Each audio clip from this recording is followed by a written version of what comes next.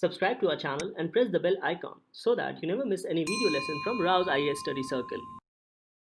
Hello and welcome to Daily News Simplified, an answer to what, why and how of newspaper reading from our UPSC perspective. Now today we shall discuss the important news which has appeared in the New Delhi edition of the Hindu newspaper dated 9 September 2020. The news to be discussed has been displayed on your screen and time stamping for the same has been provided in the description box below. So on this note, let's start our today's discussion. Now the first news to be discussed appears on page number 1 and also appears as a continuation on page number 8. The news highlights that digital divide shows post-pandemic education. As per the NSO report, it highlights wide disparity in access to online classes. So this is what the news highlights with respect to this report of NSO, that is National Statistical Office. So primarily in this news analysis, we'll be discussing with respect to state of education in India, digital literacy across the country, and expense incurred on education. So these are the three aspects which this particular news highlights and specifically the report mentions about. Now this particular report has been prepared by the Survey Design and Research Division of National Statistical Office, that is NSO, and NSO functions under the Ministry of Statistics and Program Implementation. So these becomes important aspect from your prelims perspective. Now this news basically mentions about access to online education and the wide disparity which we see, especially with respect to rural India as well as urban India. So in this regard, this news mentions about penetration of internet access across India is not uniform or not homogeneous, and it varies in the hinterland or in the rural India as well as in the urban India.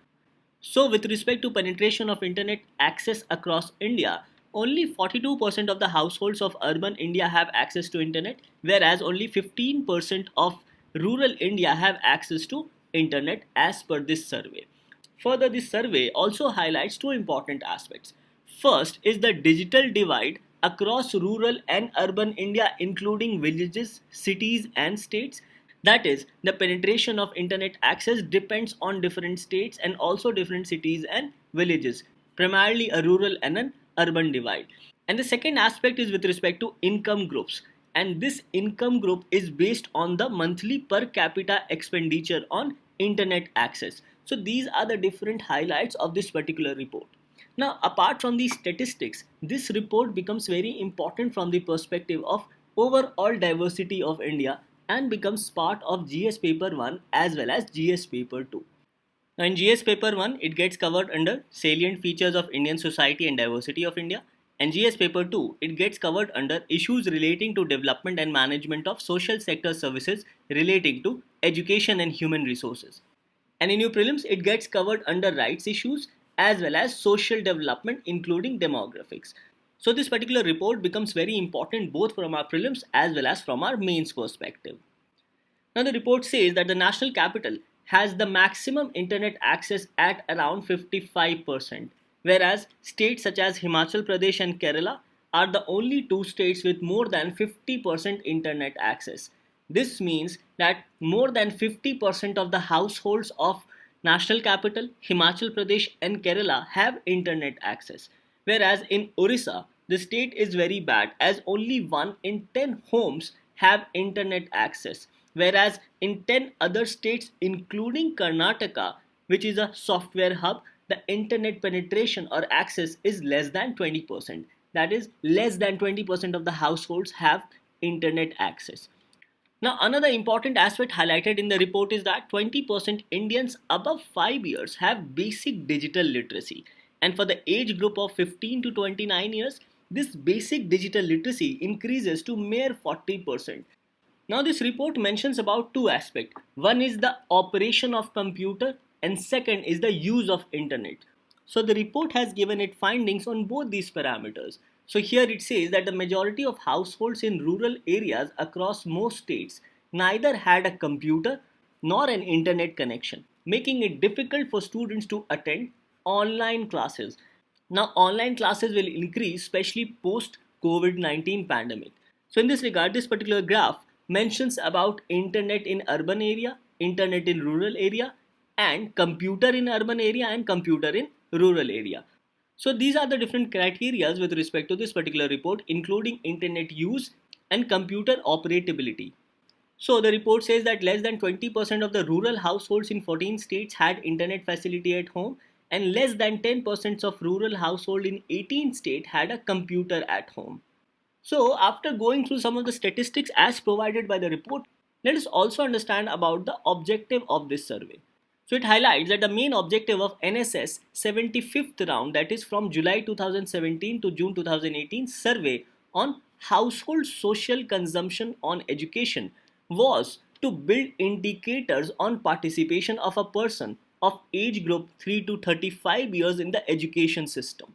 Next, it also tries to find about the expenditure incurred on education of the household members, including indicators of those who are currently not attending education. So one of the main objectives of this report includes to build indicators with respect to participation of students in education in the age group of 3 to 35 years. And second, also to find out expense on education by a household. So it says that expenditure incurred on education of the household members and various indicators of those currently not attending education. It says that besides for a person of age 5 years and above, information was also collected on the ability to operate computer and ability to use internet and use of internet also during the last 30 days. Now next it says that the survey covered both qualitative and quantitative aspects related to educational attainment of household members and educational services used by them. Now here it's important to differentiate between qualitative and quantitative aspects related to educational attainment.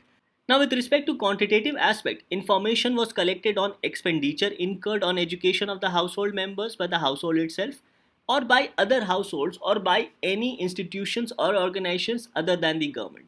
And with respect to qualitative aspects, it included literacy, educational level attained, type of institution, nature of institution, current attendance or enrollment, free education, reason for never enrolling or if ever enrolled but currently not attending. That is, if any person had enrolled at some point of time but had left the education or currently not attending the education.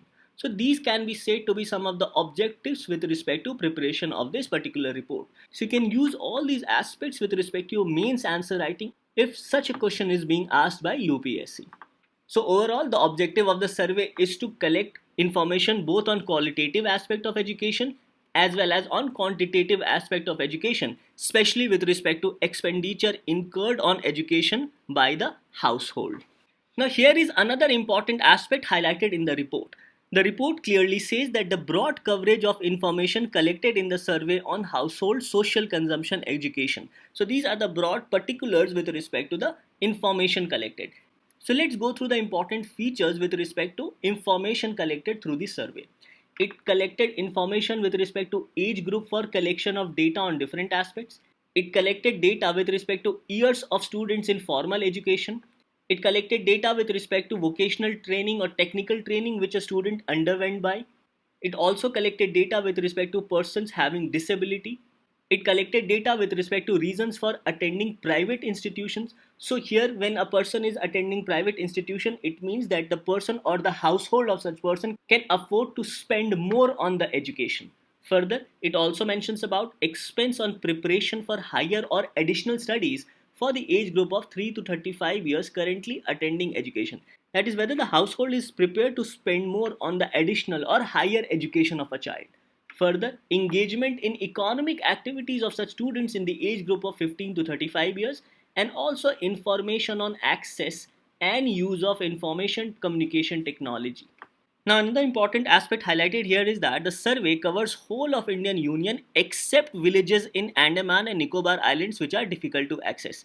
So this also becomes one of the important aspects and must be remembered from your prelims point of view. Now after going through these important features, let's go through what the report says. It says that the schedule of inquiry on household social consumption on education of 75th round of NSS broadly covered the following items of information. First, household characteristics including whether the household has a computer, whether the household has internet facility, etc. Demographic particulars of the household members including highest level education completed as well as status of enrollment. Further information relating to ability to operate computer, ability to use internet, and use of internet by persons of age of 5 years and above.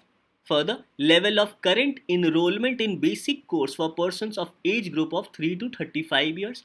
Education on particulars on basic course of persons of age 3 to 35 years who are currently attending education. Particulars of expenditure on education. Source of finance for persons of age 3 to 35 years who are currently attending at pre-primary or above level. Particulars of persons who are not attending education in the age group of 3 to 35 years. Vocational technical training or particulars of formal vocational technical training received by household members in the age group of 12 to 59 years, and detail of erstwhile household members of age 3 to 35 years who are currently attending education. So these are the different parameters based on which the report has published its findings. Now this report highlights about the digital divide with respect to operation of computer and use of internet across rural and urban India. Now the blue color denotes rural male and the green color denotes urban male. So let's see the comparison with respect to ability to operate computer. Here we see that more than 35% of urban male can operate computer, whereas only around 10 to 11% of rural male can operate computer. So there is stark divide with respect to ability to operate computer among rural male as well as urban male. Now with respect to ability to use internet, more than 40% of the urban male can use internet, whereas only around 15% of the rural male can use internet. So here also we see the digital divide. Similar is the situation with respect to females across rural and urban India. So the red color denotes rural female and the purple color denotes urban female. So as you can see, around 25% of the urban female can operate computer, whereas this is close to 5% with respect to rural females. Whereas with respect to ability to use internet, around 33% of the urban females can use internet, whereas about 5 to 6% of rural female can use internet. So again we see a stark comparison with respect to use of computer and also use of internet both across rural and urban India. So this is the digital divide which this news has specifically highlighted. Now another important aspect highlighted is with respect to literacy rate among persons of 7 years and above, and it says that overall 77.7% of Indians are literate. Now with respect to states, Andhra Pradesh has the lowest literacy rate of 66.4%, whereas Kerala has the highest literacy rate of 96.2%, whereas Delhi stands at 88.7%. So we need to know the key components of this report, as you can quote these highlights of the report in your mains answer writing. And also this news becomes important from our prelims perspective. So after understanding this particular news, let's move on to our next news analysis. The next news to be discussed appears on page number 6 as a lead article. It says, a case for down-to-earth governance.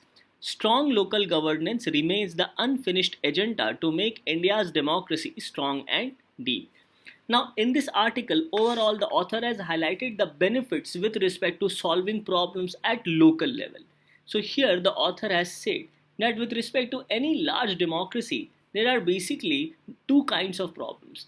First is with respect to the process through which its members are elected, and second is with respect to the conduct of their deliberations when they come together. And this aspect becomes more complex in a multi-party democracy. That is where more than two parties participate in democratic process or fight elections. So this lead article becomes important from the perspective of GS paper 2, especially with respect to Indian constitution regarding local governance and also with respect to devolution of powers and finances up to the local level and challenges therein. So both these aspects becomes important from our mains perspective. Now with respect to candidates of election, the author highlights that the candidates are elected at different levels, and at different levels they represent different number of people in their constituency. So when a candidate is elected at national level, that is when a member is elected as a member of parliament, then he or she has a wider constituency as compared to when a person is elected at state level. Then in such situation, they represent lesser number of people as compared to the constituency of a member of parliament. And lastly, at the local level, it represents the least number of people. And since the candidate who represent at local level, they represent lesser number of people, it becomes easier for people to solve their day-to-day problem at the local level. So it is in this regard the author has overall highlighted the benefits of solving citizens' problems mostly at ground level or mostly at local level.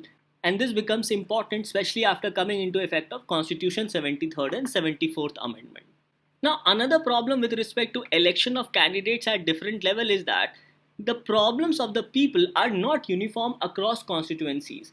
And even within a constituencies, different section of the people faces different kind of problems. Hence, it becomes the sole duty of the electoral representative to solve these problems of the citizens. And in a larger democracies, this becomes a major hurdle. Because when a person is elected at national level, then he or she is mainly concerned with national issues and is not directly dealing with local issues of people on the ground. Similar is the case with respect to state level.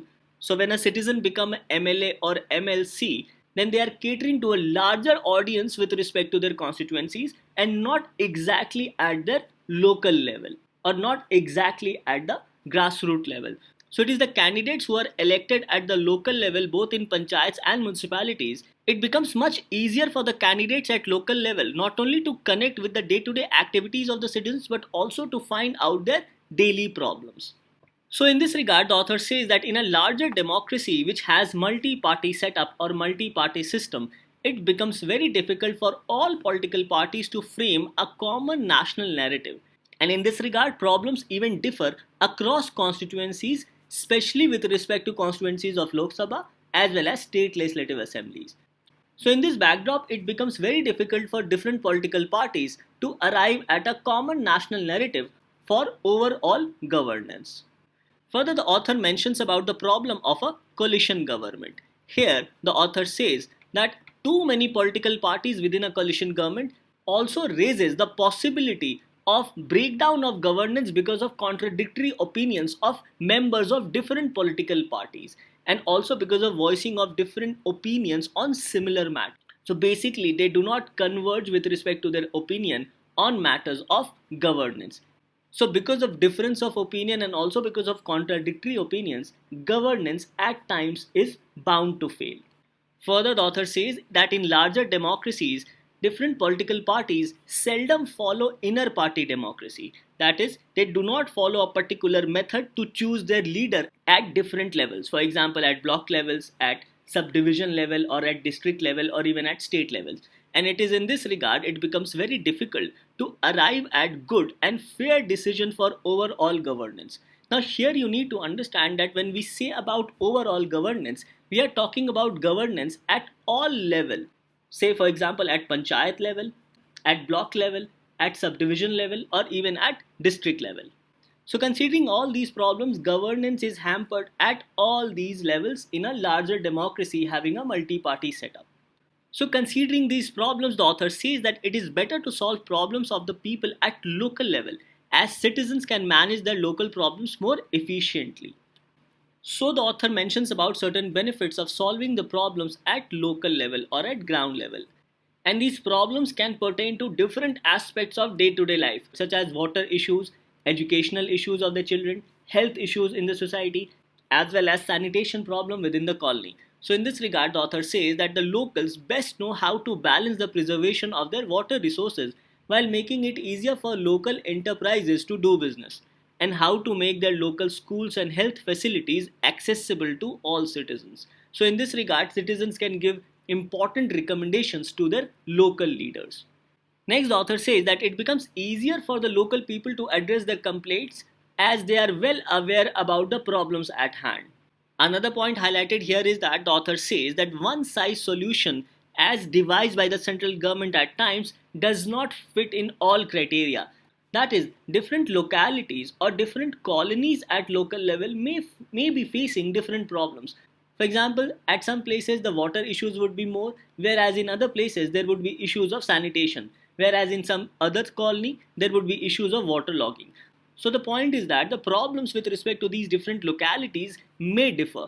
So a one-size solution fitting all the constituencies will not work in solving the problems at local levels since the problem at local or ground level differ at different places. So in this regard, the author says that one size solution devised by experts at the center cannot fit all the situation. So in this regard, local system solutions are essential to solve global systemic problems of environmental sustainability as well as inclusive growth. So the 2 points highlighted by the author here is environmental sustainability as well as inclusive growth. So with the participation of the citizens, even problems of environmental sustainability in a particular locality as well as inclusive growth can be solved at local level only. Next, the author says that the citizens must learn to listen to each other's perspective in their villages as well as in their urban neighborhoods. So here the author is talking about both of urban area as well as that of rural areas. So the author highlights the importance of community participation with respect to finding solutions to most of the problems at local level. So considering all these aspects, finally the author says that citizens must appreciate that they have to be the source of solutions and not become only the source of problems for government and experts to solve for them. So overall the author highlights that citizens have to come forward to solve their day-to-day local problems. And this will overall strengthen participatory democracy in India, especially at the grassroots level, both in urban area as well as in rural areas. Next, the author says that this will also make the citizens more aware about their day-to-day needs as well as day-to-day problems. And greater awareness about their needs and problems will further enhance accountability of the elected representative, as it will not only make them more accountable but it will also force them to work towards the betterment of governance at ground level. And overall, participation of citizens will help in solving problems and also it will help in efficient delivery of important services with the help of local representatives. So, most of the problems of a city or an urban area or a village can be solved through citizens' participation with respect to their day-to-day needs as well as problems. So, it is in this regard the author concludes by saying that strong local governance remains the unfinished agenda to make India's democracy strong and deep. So, the government needs to strengthen local governance to solve day-to-day problem of citizens at ground level. Now, the next news to be discussed appears on page number 7. It says the demonization of dissent. There are similarities in the goals and methods of UP government and Delhi police. Now, this article has been written by Brinda Karath, who is a member of CPIM Politburo. Now, this article is very much political in nature. However, the author has highlighted three important points with respect to freedom of speech and expression and also charging by the government under preventive detention law. So these three important points highlighted in this article becomes important from our examination perspective. Now this article also becomes important because of this aspect which has been highlighted in the syllabus for your mains examination. The syllabus highlights that the main examination is intended to assess the overall intellectual traits and depth of understanding of candidates rather than merely the range of their information and memory. Further, it says that the questions which will be asked in the mains examination is likely to test the candidate's basic understanding of all relevant issues and ability to analyze and also take a view on conflicting socio-economic goals, objectives and demands. So in this regard, you must have a view with respect to arrest of Dr. Kafil Khan and also arrest of the Pinjra Tor member as has been highlighted in this particular article. So without going into the political aspect of this article, let us understand this article basically from the perspective of Article 19(1)(a), which is also a part of fundamental rights, especially with respect to freedom of speech and expression. Further, in this article, we also need to understand about Article 19(2), whereby the government provides for reasonable restriction to control freedom of speech and expression. Now, the author says that there is a problem of selected bias in picking certain extracts of speech to accuse persons and then charge them under preventive detention law, either UAPA, that is Unlawful Activities Prevention Act, or National Security Act. And it is here where the fundamental right to freedom of speech and expression gets hampered. So as stated, the author has mentioned about three important points with respect to charging a person under preventive detention law. Now Article 19(1)(a) says all citizens shall have right to freedom of speech and expression. Whereas Article 19.2 says that the state can impose reasonable restrictions on the exercise of fundamental right with respect to sovereignty and integrity of India, security of state, friendly relations with foreign states, public order, decency or morality, or in relation to contempt of court, defamation, or incitement to an offense. So, with respect to this article, these two terms, that is public order as well as incitement to offense, becomes important. Now, the first point highlighted by the author is with respect to charging a person or accusing a person of hate speech by selecting certain specific part of the document without reading or without understanding or without highlighting the actual intent of the entire document. So here the person is charged under incitement to violence, and this is done by the police by selective reading of part of the document which is released by the accused person. And in this regard, selecting certain phrases and then quoting them out of context helps the police to charge the person under preventive detention law. The second point highlighted here is with respect to subjective satisfaction of the detaining authority, mainly the police. So the question is, what is the subjective satisfaction on which the police can detain any person and also charge them under preventive detention law? So here in this regard, the police, on the pretext of disturbance of law and order or on the pretext of incitement to violence by such person, can arrest a person and frame them under preventive detention law as it is as per their subjective satisfaction. So this power of subjective satisfaction given to the police grants power to arrest such people whose views are uncomfortable to any government.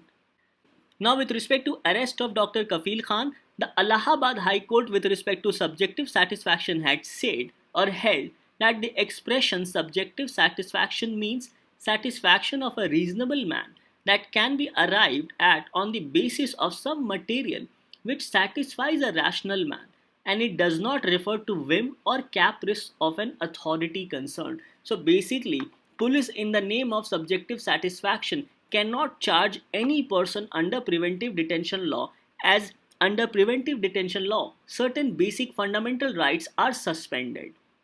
Now, Article 22 mentions about protection against arrest and detention.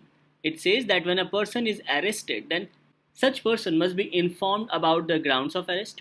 Such persons have a right to be defended by a lawyer of their choice. They must be produced before the nearest judicial magistrate within 24 hours. And if such a person is not produced before the judicial magistrate within 24 hours, then a writ of habeas corpus can be filed against the police or any detaining authority. However, all these rights guaranteed under Article 22 shall not apply in two cases. First, to any person who for the time being is an enemy alien, or to any person who is arrested or detained under any law providing for preventive detention. So, when a person is declared as an enemy alien, or when a person is detained under preventive detention law, then in both situations, these rights will not accrue as provided under Article 22 of the Indian Constitution. So basically, arrest under preventive detention law acts as an exception to Article 22 of the Indian Constitution. And when a person is arrested by the police without presenting such person before the nearest judicial magistrate for more than 24 hours, then chances of custodial torture increases. And lastly, the author mentions about calling of witness by the police, especially such people who had participated in Anti-Citizenship Amendment Act protests. So participation in any protest is a part of fundamental right under Article 19(1)(a), and this aspect has also been mentioned by the Supreme Court of India. Unless and until such protest leads to incitement to violence or disturbs law and order of the area. So if a group is protesting against any policies of the government without inciting violence or without disturbing law and order, then they are very much within their right under Article 19(1)(a) to protest or to express their opinion against the policies of the government. Now this topic was also discussed in detail in the DNS dated 3rd September 2020 by Vaibhav sir, where he discussed about preventive detention law and also in detail about Article 22 of the Indian Constitution. So from my examination perspective, this topic gets covered under GS paper 2. With this, let's move on to our next news discussion. The next news to be discussed appears as an article on page number 6. It says, what is in a NAM? and India's alignment. The country has not yet found a universally accepted successor after non-aligned movement as a signature tune for its foreign policy. So the author says that does rejection of non-aligned movement by Minister of External Affairs refers to rush towards alignment. This aspect has been clearly stated by Minister of External Affairs where he stated that rejecting non-alignment does not mean rushing towards alignment with any particular country. So the question is that if NAM as a policy is not acceptable to the government of India, then what is the next policy successor, especially with respect to India's foreign policy? Now, before going further, let us understand why countries of non-aligned movement glued together. The reasons were first, because of decolonization, second, because of nuclear disarmament, and third, all these countries were against apartheid. However, post Cold War and after disintegration of USSR, NAM lost its purpose. As one of the blocs was disbanded at the end of Cold War, decolonization was largely completed by then. The apartheid regime in South Africa was being dismantled, and the campaign for universal nuclear disarmament was going nowhere. So, because of these reasons, NAM lost its purpose post Cold War era. So, it is in this regard the author says that if NAM is not India's foreign policy signature tune, then in such situation, what should be India's foreign policy post NAM era? Now, here the author has mentioned about multi alignment and advancing prosperity and influence. Now, with respect to multi alignment, the problem is that it may signal diplomatic opportunism or strategic opportunism. However, the Ministry of External Affairs has so far agreed with the idea of advancing prosperity and influence. And it is here where the China factor comes into play. Now, this particular article becomes important from the perspective of GS paper 2, especially with respect to India and its neighborhood relations, bilateral relations, as well as effect of policies and politics of developed and developing countries on India's interest. So, China is also increasing its sphere of influence, and Belt and Road Initiative can be said to be one such instance. So, the question which arises here is that what should India do to increase its sphere of influence? Should India completely shed its inhibitions and make a decisive shift towards United States? Or it goes for bilateral agreements with different countries based on its interest? In this regard, the Ministry of External Affairs has clarified that India will not join any alliance, including any military alliance.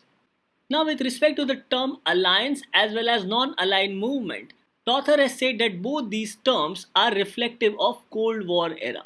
So here the author says that after Cold War, NAM lost its relevance, and even the term alliance is not very much in good shape because of lack of synchronicity in countries' interest. So the author says that after Cold War, NAM has become dysfunctional as the ideas around which NAM existed ceased to exist.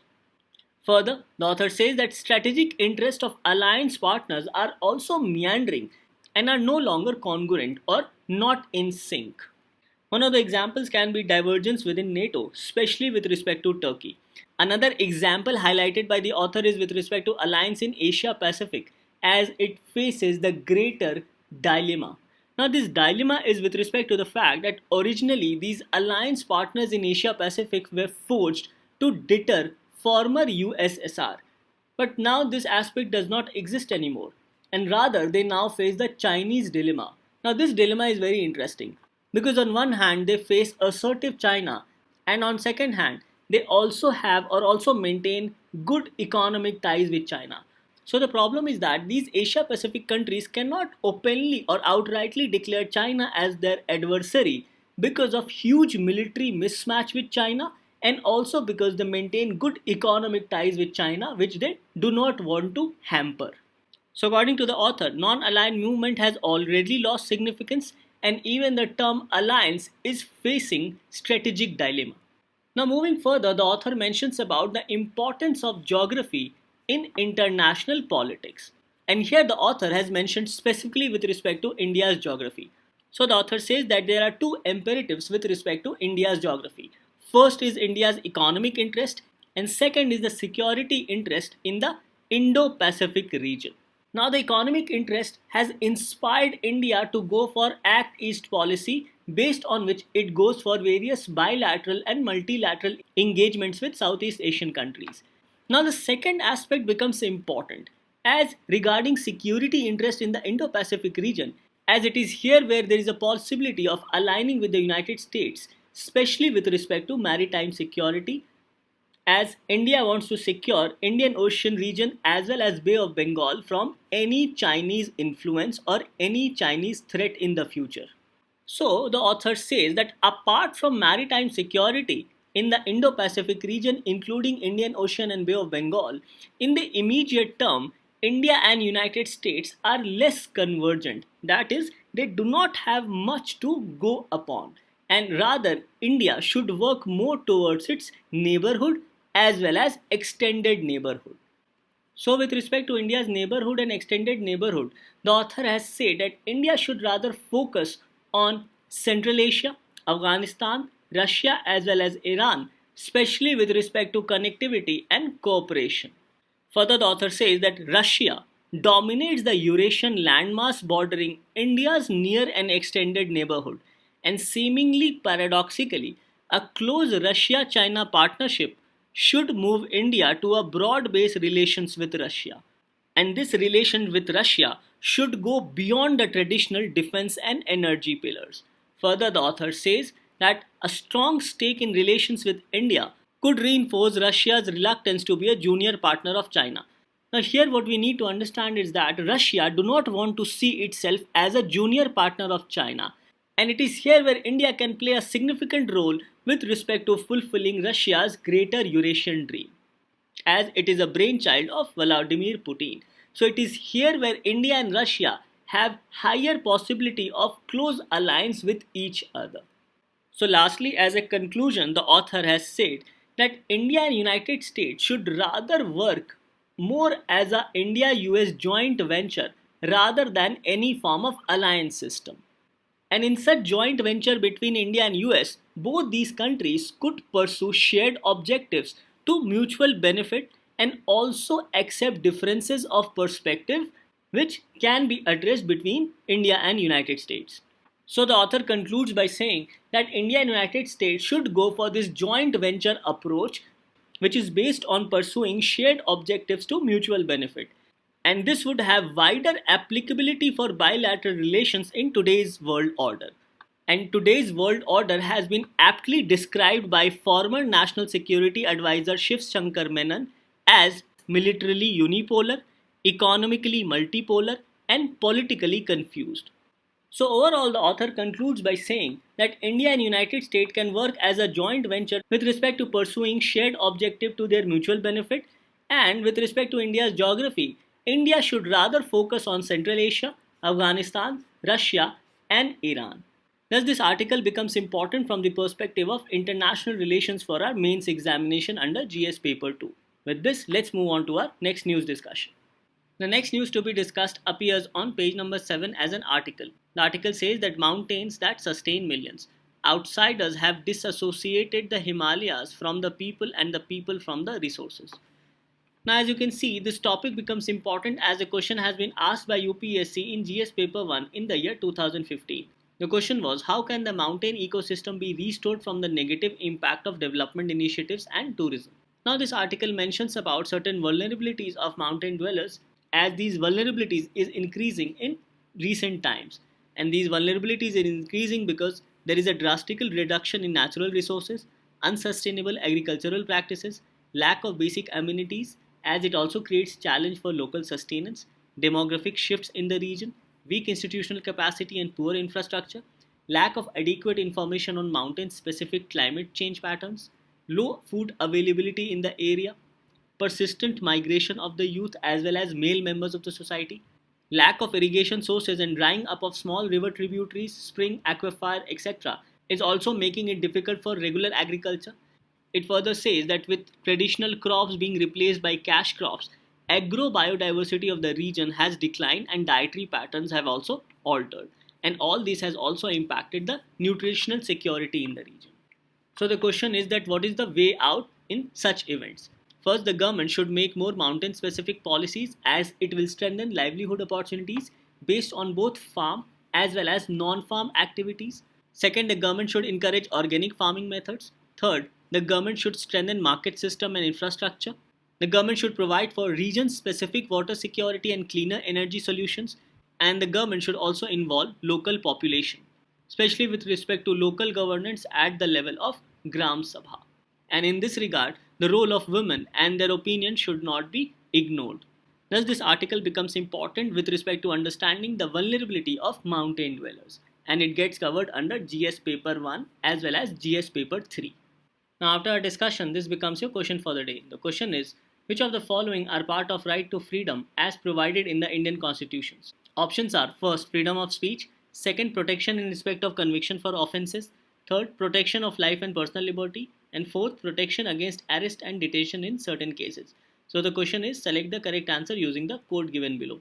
Options are A, 2 and 3 only; B, 1 and 4 only; C, 1, 2 and 4 only; and D, 1, 2, 3 and 4.